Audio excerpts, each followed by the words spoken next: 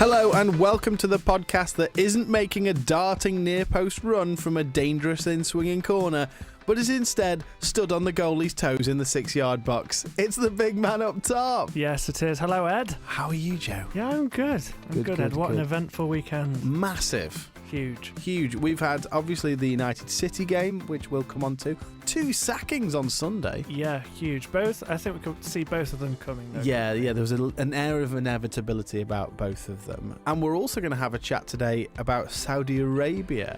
We are. Big topic. Big topic because, apparently we go from one week of talking about a massive topic to another, but that's what this podcast's for, Joe. That's what we do, Ed. Obviously, the World Cup has been awarded to Saudi Arabia in 2034, so we thought, let's have a chat about it. Exactly. But shall we start with trivia, Joe? Let's do it. This week, I am asking you the question, Ed. Yes. Are you ready? Yes, go on. So this is Bible Ballers. This is guess the player with a difference. The player will share his first name with the name of a book in the Bible. Let's make it quick and painless. That's what I want. Let's not mess about. Not okay. mess about. Which former Manchester United striker has played for 8 different English teams, including Watford and Everton, and is the 3rd highest scoring Norwegian player in Premier League history? Literally the only Norwegian United striker I can think of is Ole. Ole Gunnar Solskjaer. Yeah. The Book of Ole. The Book of Ole doesn't feel right, does it? I'm going to have a think about this one, Well, I'll Joe. give you the rest of the episode to have a little think about that, Ed. Wonderful.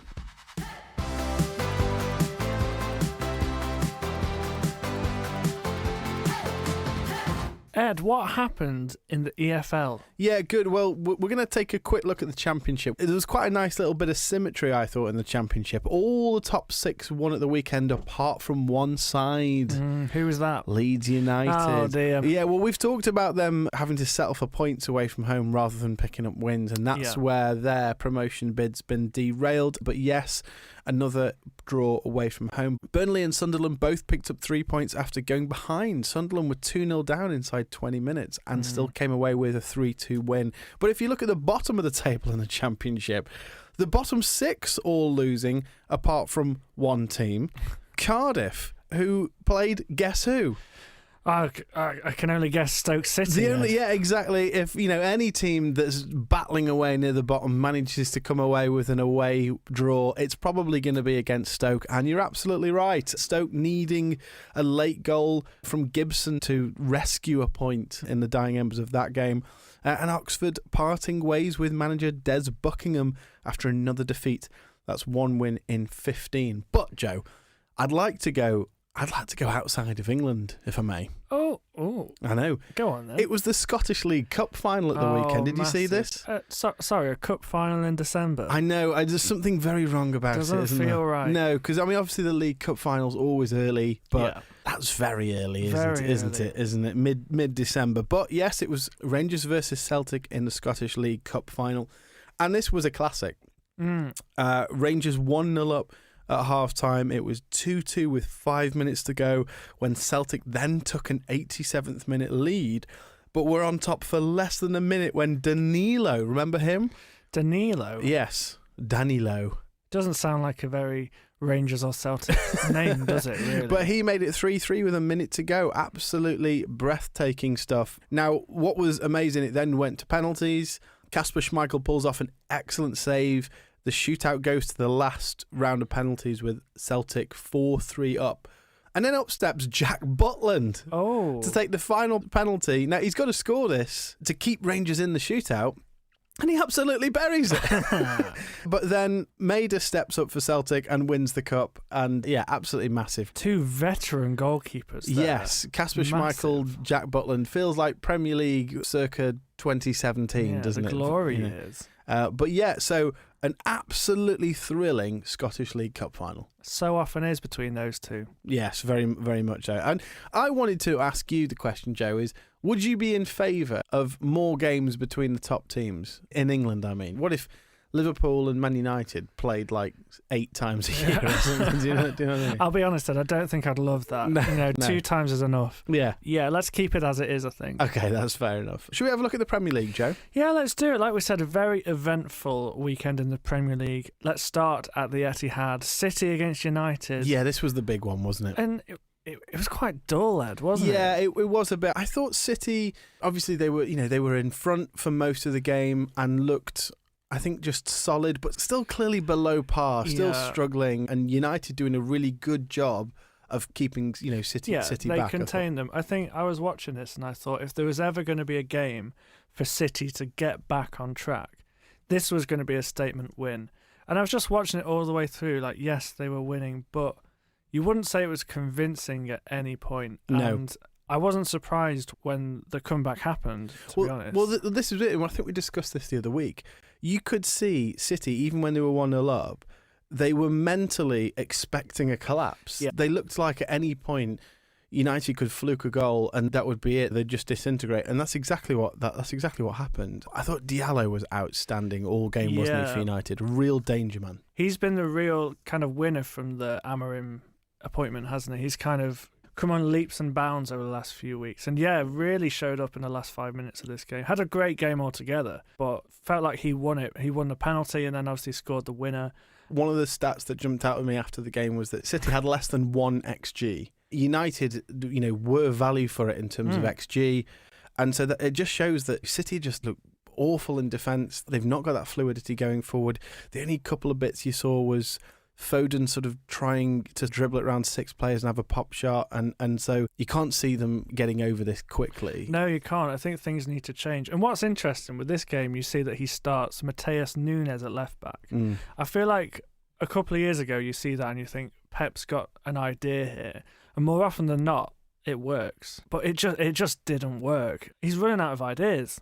Liverpool and Arsenal dropping points. We'll start with Liverpool. What did you make of the Liverpool result? Well, I think it's strange. I think you look at the result on paper, 2-2 at home to Fulham, and you think you have to be disappointed with that result, and you are. But I think given the circumstances, it feels a little bit like a point gained, as opposed to 2 points dropped. To play for such a long time with only 10 men, Fulham are doing well at the moment, and actually it highlights that the way football is played now, you cannot play for a long time with 10 men. You're going to really struggle. And the fact that Liverpool came back twice from being a goal down, I just think they did an outstanding job. For me, definite red card for Robertson. Do you disagree? I do, actually. Go on. Why?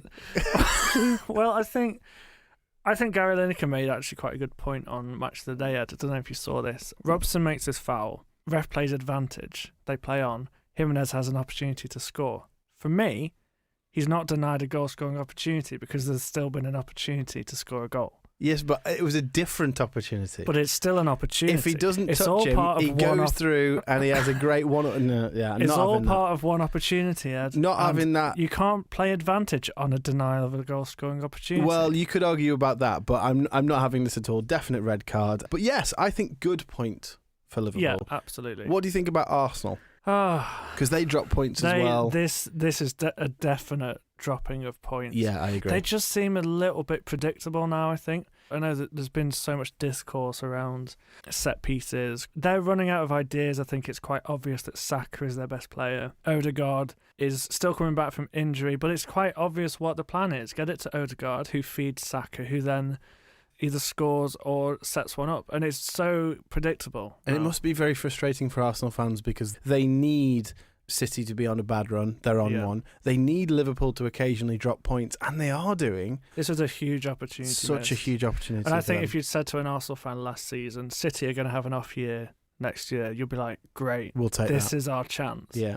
And it just so happens that Liverpool are playing incredibly well. Chelsea are looking brilliant. Well, that's what I was going to say. Moving on to another part of London, Chelsea are looking like the team that are possibly going to take advantage of all these big teams dropping points. Yeah, they are looking really good. And Maresca's come out and said they're not in the title race. I think he's learning a few mind games from Pep there. Yeah, he's saying that, but that's not what you said, Joe. No, crucially, was not. Crucially, I've been backing them. You have. I still think it's going to be interesting. I think any other season, you'd probably say they don't have what it takes, because in the past you've needed to put on runs of 10 plus wins in a row. It doesn't feel like this season that's happening. Yeah. It feels like so many teams are hit and miss. It's there for the taking. There for the taking, absolutely. I thought Brentford acquitted themselves fairly well. They always play well at Stamford Bridge. Yeah, and they can probably count themselves a bit unlucky, but Chelsea just look simply just so good going forward. Really good. One of the big winners from City losing out is Nottingham Forest, who found themselves in a Champions League spot. Absolutely crazy. They're really good to watch as well, actually. Really entertaining team this season, which you don't really associate with a Nuno team. But I've enjoyed watching them, and this was, again, a late comeback. Any team that's up there, they're there on merit, aren't they? The table doesn't lie. It does not, Ed, and this season is a particularly weird table, but we're loving it, aren't we? Well, absolutely. Looking at the bottom of the table, however, two big bits of news over the weekend. It's sacking season. Yes, Ed. it is. And this weekend we learnt the news that Wolves have parted ways with Gary O'Neill after a bad start to the season. And finally, Ed, Southampton have seen sense and have got rid of Russell Martin. I think this was inevitable, wasn't it? Yeah, well, let's start with Southampton first. Obviously, losing at home 5-0 to Spurs is he needed more than that. But the thing what he needed was he needed a performance, and he didn't get it. The players looked more than ever like they just didn't have a clue what they were doing. And he needed not to be booed after 12 minutes. Yeah, exactly. That's not ideal. 2-0 down on boos after 12 minutes. It just doesn't look good. The one thing that I spotted from this one was after 15 minutes, at this point there were 3 down after 15 minutes. And Sulemana was brought off, hooked, as the phrase is. He didn't look happy. And if I'm honest, I do not blame him at all, because what that's doing in that situation, for me, it's Russell Martin saying, oh, well, you're the problem. You're the reason we're 3-0 down after 15 minutes. And honestly, no, the reason they're in that position is because of the bizarre way that Russell Martin is going about, setting his team up. And I think look, he was trying to do a tactical change maybe, because I think he brought a defender on. Bringing an extra defender on when you're 3-0 down after 15 minutes, probably shutting the gate after the horse has bolted somewhat. But I just think that what that does for that player, he must be thinking, well, you're just pinning all this on me. Yeah. And actually felt a little bit out of order. This is entirely of his making. He's been stubborn and has not been changing the way his team plays, and they find themselves very much adrift at this point. I see that, but he has to bring someone off, doesn't he? And I don't think Russell Martin's come out and said he was the problem. I think we look at that and we immediately think, oh, he thinks he's the problem. Yeah. The cameras pan to Sulemana on the bench. Looking very sad. And the narrative there is that Russell Martin thinks he's the problem. It's the optics. That's what it looks like. Yeah, exactly. And it's all about optics, Ed. Well, it's more important than you think, but he has gone. Do you think he's going to do a Vincent Kompany? Do you think we'll see him rock up at Barcelona next season? No. Me neither. I think that he has done a serious amount of damage to his reputation this year, which is a real shame, because actually he seems like quite a likeable chap, but he just was inflexible, and that's where Southampton have ended up. But what do you make of Gary O'Neill at Wolves? They lost 2-1 at home to Ipswich. Massive win for Ipswich. Yeah, huge win. Last gasp winner from Jack Taylor. Yeah, I like O'Neill. I think he's a very clever guy. I've seen him do a bit of punditry as well and looked really smart. I think he's had a terrible start to the season. Yeah. And I think part of that is the fixture list. I think the first 9 games he played with teams in the top 9 at the time, there's not a lot you can do about that. But even after that difficult run, they've not been good. No. I think he's also not helped himself a lot. I think he's known as the manager that is so anti-VAR and the reffing in the Premier League that I think this was inevitable as well. I think he's much more likely to get a job 100%, back in the Premier 100%. League than Russell Martin. Do you think he could be seen as one of the new firefighters? He saved Bournemouth from relegation when they were looking particularly bad after Scott Parker. He kept Wolves up last season. Yeah. Could he become the new Sam Allardyce? I want old Sam Allardyce, if I'm honest. Moving back to Southampton again, what do you think about the chat about them being down already? Because I don't think a team from this position has stayed up. Do you think there's any hope for them to play Premier League football next year? I think it's really hard to know. They've got 5 points. Obviously not great. I think it gets to Christmas and you have 5 points. You're starting to look at the derby situation, aren't you? They're doing a derby. They're doing a derby. And I think this squad of players has been put together by Russell Martin, who has a particular style of play that doesn't work in the Premier League. So it's going to be interesting. This managerial appointment is key because I don't think they'll be backed in the transfer window. I don't think they have that much money. I struggle to see how they stay up, to be honest.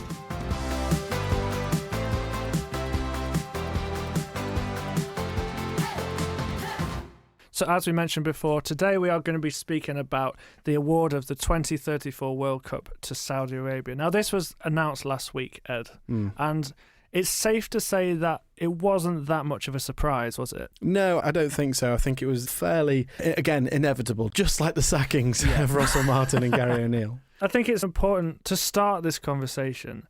I think we should talk about why do Saudi Arabia want this World Cup? Yeah, that's a good question. A lot of it is really to do with the image of the country. They have this national vision for where they want their country to go, and a big part of that is sport.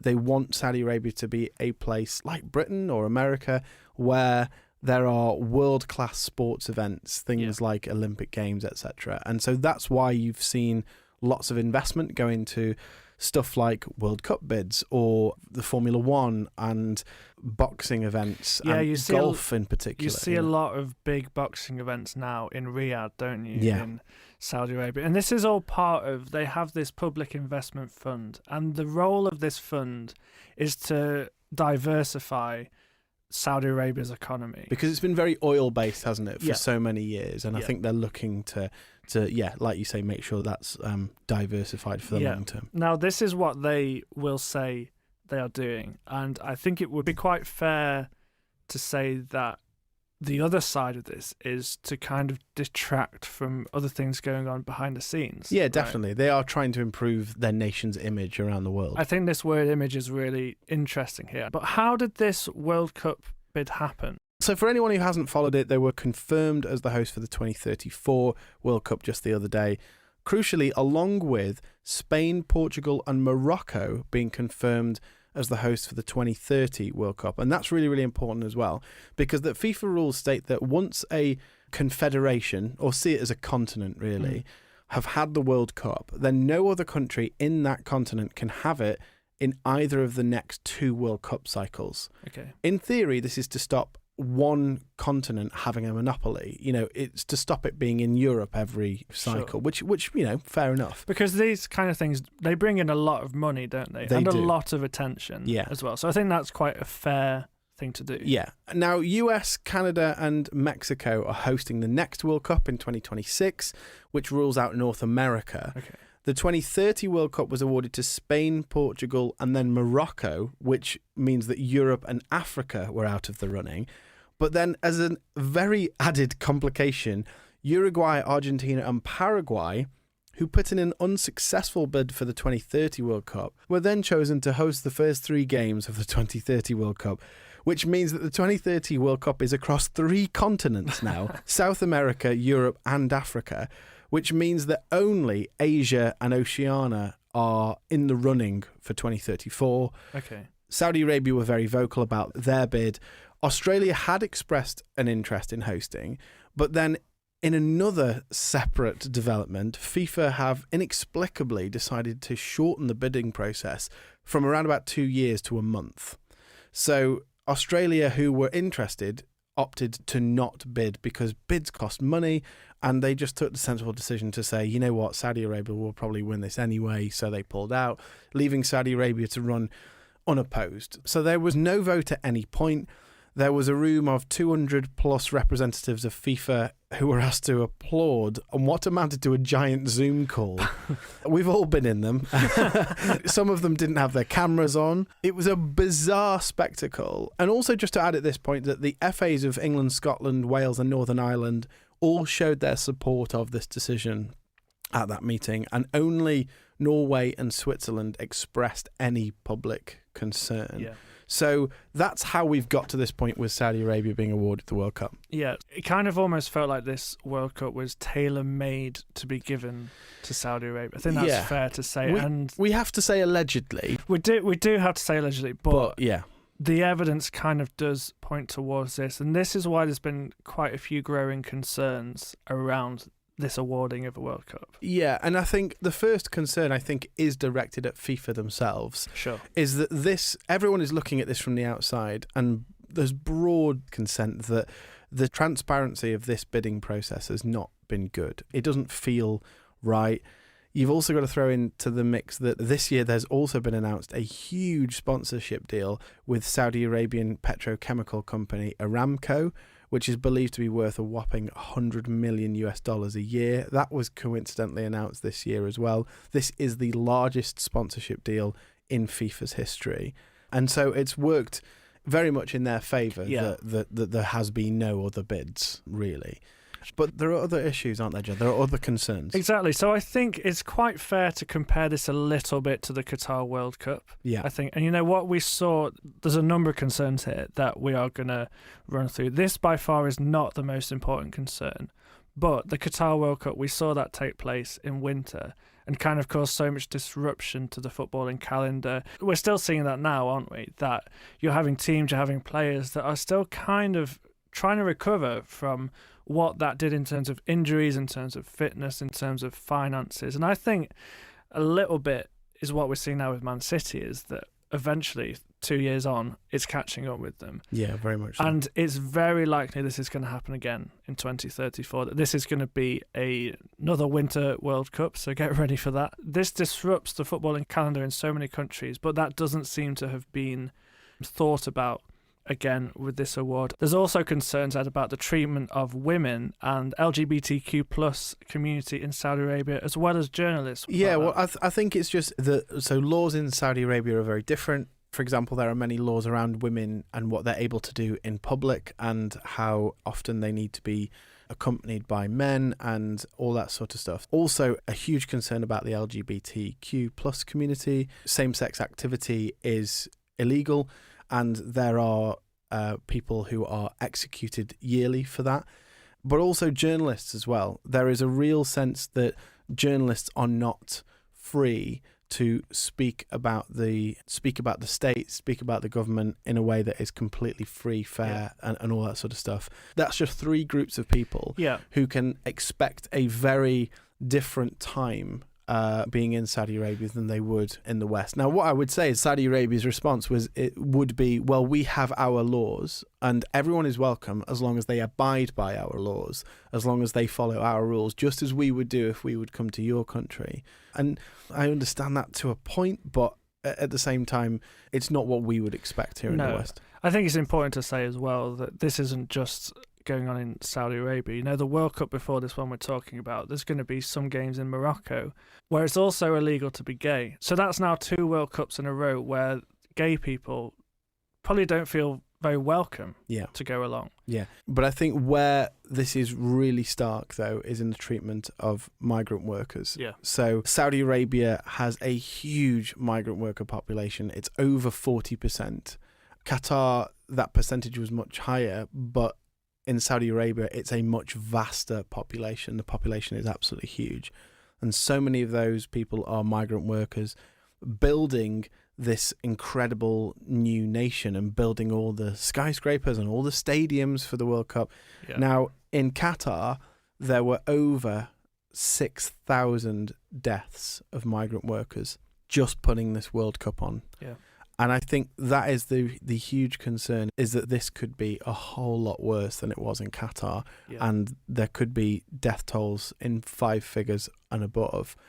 And that's the difficulty with this, is that it feels like we did this with Qatar. We had these conversations. We couldn't believe it was going ahead, but it did. Yeah. We then saw the death toll and we just sort of asked the question, like, is that right? Is that right that all those people died just so that we can watch a football tournament? Yeah, it doesn't feel right, does it? No. And Amnesty International have had their say on this. They've criticised FIFA around this topic for not insisting on binding guarantees for workers' rights and freedoms. Working conditions in Saudi Arabia are at a similar level to Qatar, so you're right to say that we should be really concerned about this.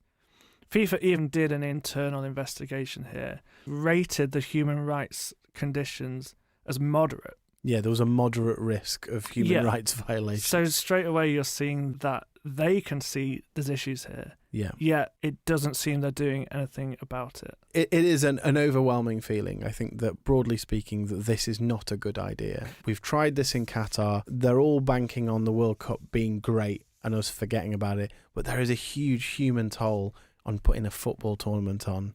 What are your thoughts? You've been having a look at UCB's social media channels. Yeah. So we wanted to get your thoughts on this. So we put out a question last week on what do you think about this? You know, this decision to award a World Cup. I feel like we're a bit more educated now than we were a few years ago. So I just wanted to know what you all thought of this. And the overwhelming response was not happy. Yeah. People expressed a concern of sports washing. Patrick got in touch, thank you for your message, saying sports washing at its most cynical.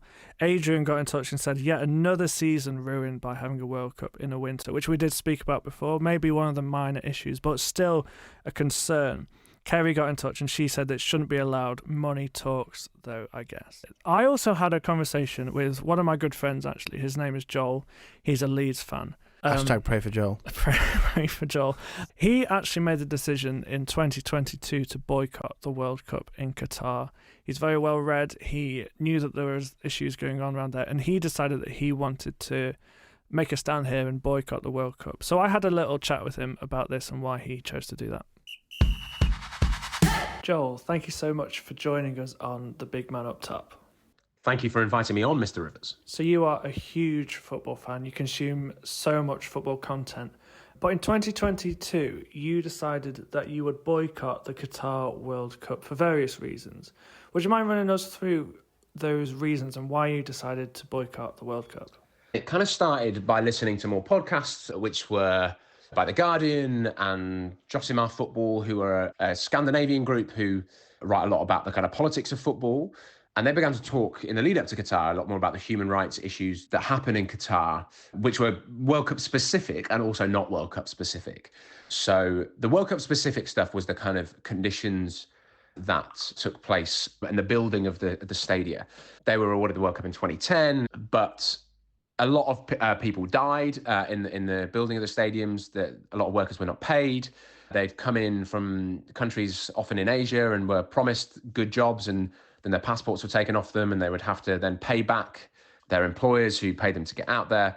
So there was a lot of stuff around that made it, questionable. And I was quite passionate about how that was wrong. And then generally the human rights record of Qatar as a nation being very anti-LGBTQ and exploitation of people there. And I was concerned for fans going out there, but also for Qatari nationals who are part of that community who couldn't feel like they could express that. And there was a lot of political stuff around with FIFA as well. I mean, personally, I think FIFA is not ran well. I think that's the kindest way I can put it. So I think that, and the way that Qatar were given it and in 2010 was not correct. I think a lot of people would say that. So yeah, that's the main reasons why I didn't do it. So what did that boycott look like for you? Did you follow the scores? Did you watch any highlights? So I did follow the scores. I did listen to some content around it. I mean, the main content I listened to around it was with the Guardian Football Weekly podcast. I listened to a couple of other podcasts as well, but they were heavily talking about the human rights issues during the World Cup as well.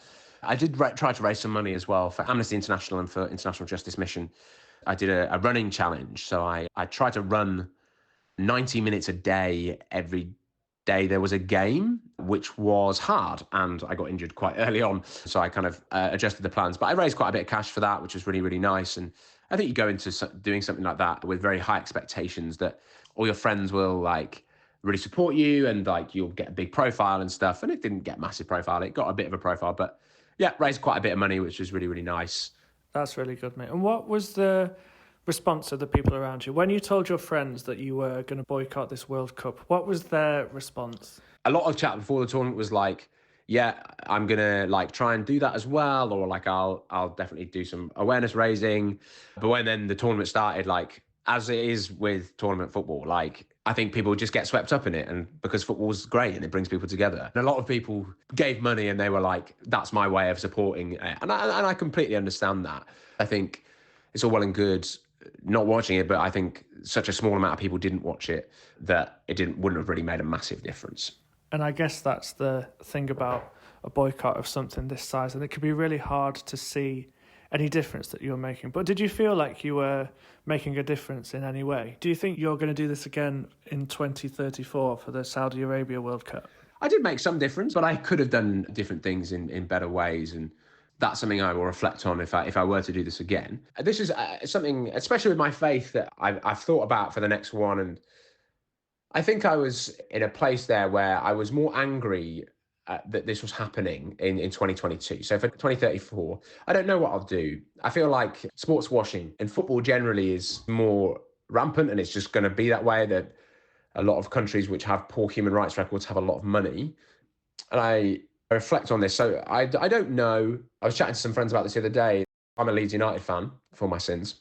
If Leeds were bought by Qatar or Saudi Arabia or a different country with poor human rights, would I stop supporting them? I don't think I would. I think I'd actively avoid buying things to support that regime. So going to the games or buying merch or whatever. But I would still support that club because that's like what you've grown up with. It's your passion. But I think a World Cup is different because it's only a small amount of time. But we'll see. I think I will probably do some collective action. I might try and work with other people more, maybe get in touch with people like IJM or Amnesty to kind of see what campaigns they might already be doing and support that more actively.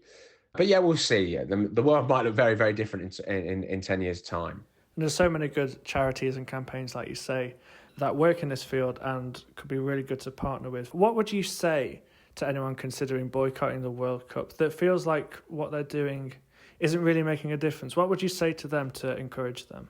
I would say do some reading, do some research, make sure you know about the subject, and then try and raise awareness, give some money if you're able, donate to charities that are working out there. Maybe you could do a talk series about why human rights is something that the Christians should really, really care about and be passionate about.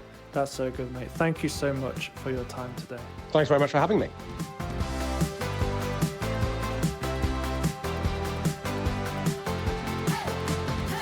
So Ed, something there that Joel spoke about during that chat was the need to educate ourselves around this topic. You know, I think it could be so easy for us to just sit here and say, everyone boycott this World Cup, it's a bad thing. But I don't know what that achieves. I think it's important for us to learn about what's going on here.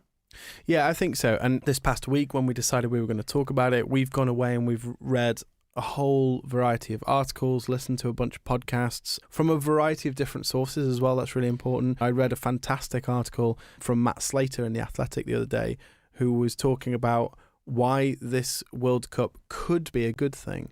And, you know, I don't agree with all of what he said, but there were some really, really interesting points in there. And I think that's what we need to do, first of all, is before we have a blanket opinion, we need to make sure that we're fully armed with as many facts as we can possibly get our hands on.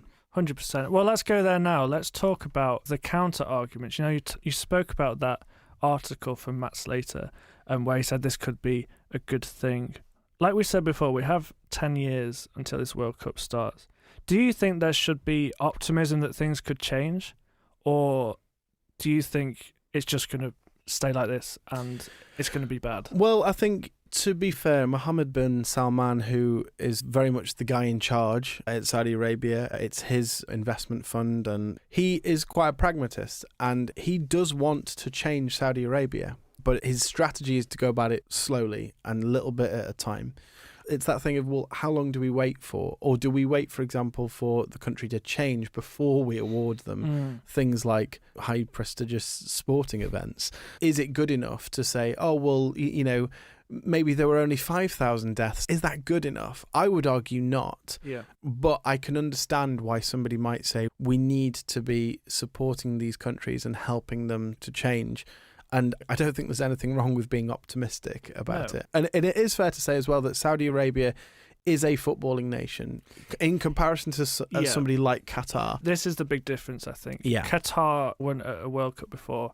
All their stadiums were brand new. Exactly. Yeah. Exactly. Yeah. And I'd be surprised if we see Qatar at a World Cup anytime in the like in the near future. Whereas Saudi Arabia, they already have quite a decent team, actually, a massive fan following. You know, they beat Argentina in the last World Cup. Yeah. There's a point of contention here, I think, and I think you hinted at it there a little bit around this word image. Do you think he's interested in changing Saudi Arabia as a country, or do you think he's interested in changing the image of Saudi Arabia? At this point, only God knows. Yeah. There's the cynical view that, well, look, he's just trying to polish the image of the nation, and they're going to keep operating in the exact same way, and they have no intention of changing. Yeah.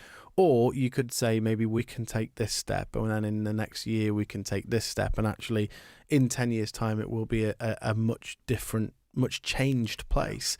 Honestly, I don't know. And I think that it all sort of amounts to how much you trust the Saudi government, really. Exactly. I think the only thing that we can do is keep informed, as we said before, but also we can keep them to account, and we can keep an eye on things, and we can pressure FIFA to make sure that they are pushing for more reforms with migrant workers and all that sort of stuff. But also, as always, we need to look to Scripture to help us, because this is a big topic. We're not going to be able to come up with the decisions in our small brains, but we might be able to glean some wisdom from Scripture. So there's a story about King Nebuchadnezzar in the Old Testament, and he was very much he went through his ups and downs. One of the recurring themes of his story was him building a lot of stuff in his own strength, and building incredible palaces and towers and hanging gardens of Babylon and all that sort of stuff to show off his prowess, and him ultimately being humbled, really, is the sort of recurring sort of story. But I also think that we need to look at ancient Egypt as well. I feel like in our day is the closest thing we will get to slaves in ancient Egypt. The way that migrant workers are treated. Now, they are paid, but often A, very poorly, B, late, C, with horrific working conditions, all that sort of stuff. They're often not allowed to leave and all that sort of thing. It's not the same, but I think it feels like the closest thing that we will get to the pharaohs building their opulent kingdoms off the back of human beings.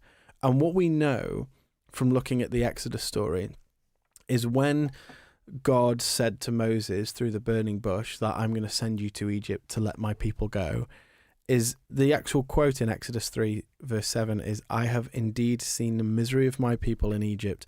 I have heard them crying out because of their slave drivers, and I am concerned about their suffering. Now, obviously, there's the whole thing about they were God's people and all that sort of stuff, but my reading of God and my reading of Scripture is that God cares about the suffering of all humans. Yeah. And I think he sees the condition that migrant workers are in Saudi Arabia, and I think it breaks his heart just like it did with the Hebrews. And so I think that he's looking at this and wanting change. And my prayerful response to him would be, Lord, what are you calling me to do about this? Are you calling me to not watch this World Cup?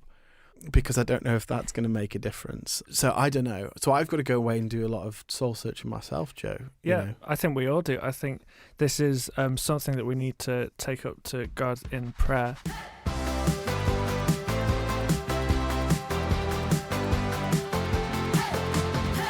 Edward. Yes. Have you had any opportunity to think about this week's trivia question? Not at all, no. Well, let me read it to you again. Which former Manchester United striker has played for 8 different English teams, including Watford and Everton, and is the 3rd highest scoring Norwegian player in the Premier League? I cannot get Ole Gunnar Solskjaer out of my head. You remember when he played for Watford and Everton? Well, exactly.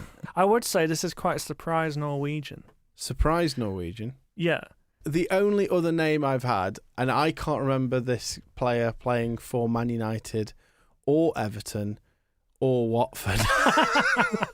Excellent. The only player I thought of was John Carew. Ooh. That's a great shout. And I just wondered if there was maybe some loan spells there. So I'm just going to go John Carew. You're locking John Carew. I'm afraid that's incorrect. Yeah. The answer you are looking for is Joshua King. Oh, what? Josh King, formerly of Watford, Everton, Manchester United, Huddersfield, Hull. A real journeyman. I was never getting that. He now plays in Toulouse. Joshua France. King, Norwegian. And has always worn the number 13. Oh, my goodness. I tried. I thought John Carew was a bit of a shout, but no.